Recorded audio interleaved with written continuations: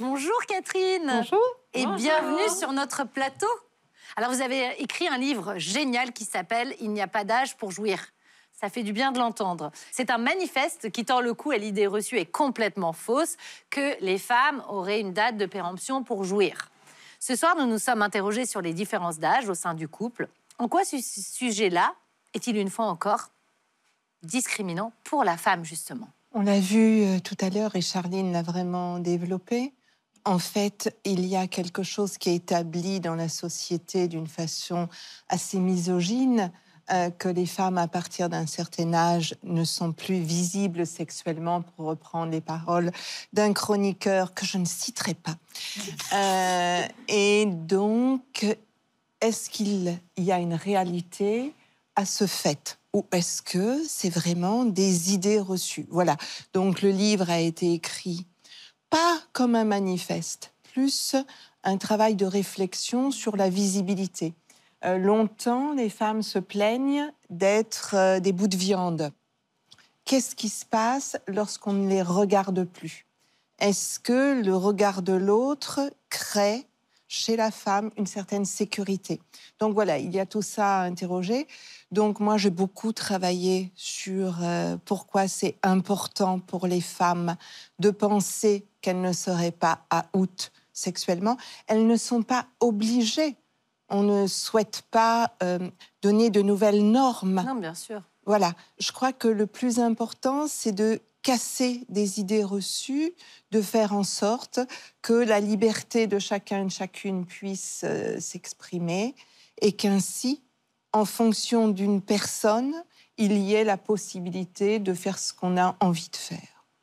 Alors, comment expliquez-vous qu'on a encore ces termes horribles qu'on a évoqués tout à l'heure, cougar, milf, dans notre société, et que vraiment, on n'en sort pas finalement de cette image?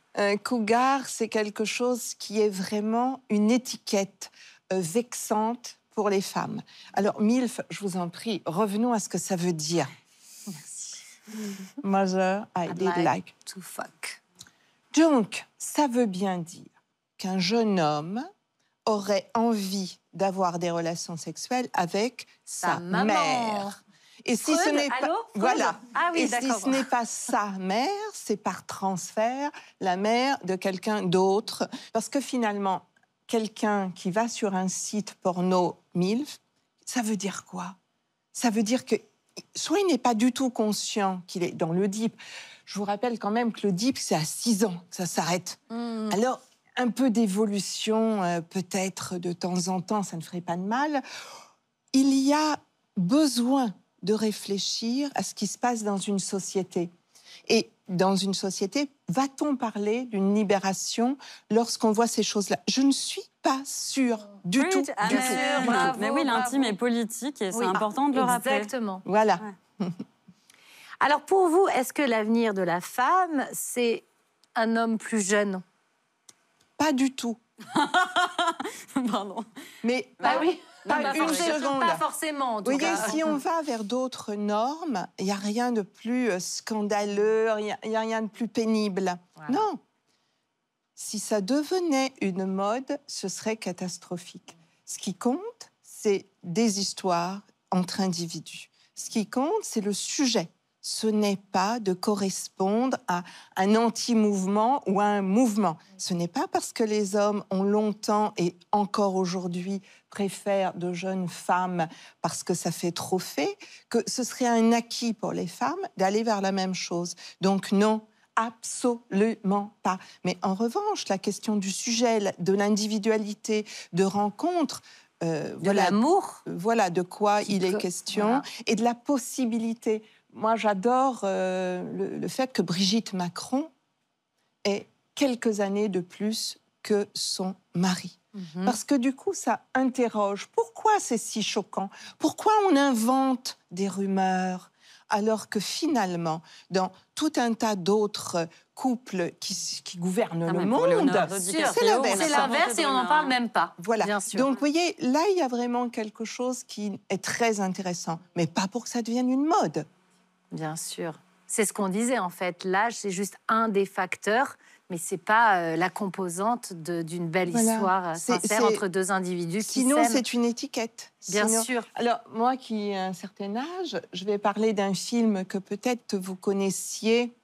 Non. Ah bah, dites-nous le titre. Devine qui vient dîner ce soir. Un film où il y a Sidney Poitier. Et à l'époque, c'est le racisme. Et donc, à l'époque, lui, il dit dans le film, vous voyez un homme noir quand vous me regardez. Moi, si je me regarde dans la glace, je vois un homme. Eh bien, le jour où on arrive à ça, où on n'est plus sur l'étiquette, où on n'est plus sur simplement une des caractéristiques, franchement, on aura beaucoup, beaucoup gagné. Et il n'y aura même plus le sujet, elle est plus jeune, il est plus jeune. Il y aura, un couple qui a l'air de fonctionner. De s'aimer. Un couple qui se respecte et qui s'aime. On en a tous envie. Merci beaucoup, Catherine. C'était très intéressant. On vous recommande donc ce fameux ouvrage « Il n'y a pas d'âge pour jouir ». Vous restez avec nous pour un petit peu de shopping. C'est l'heure d'aller voir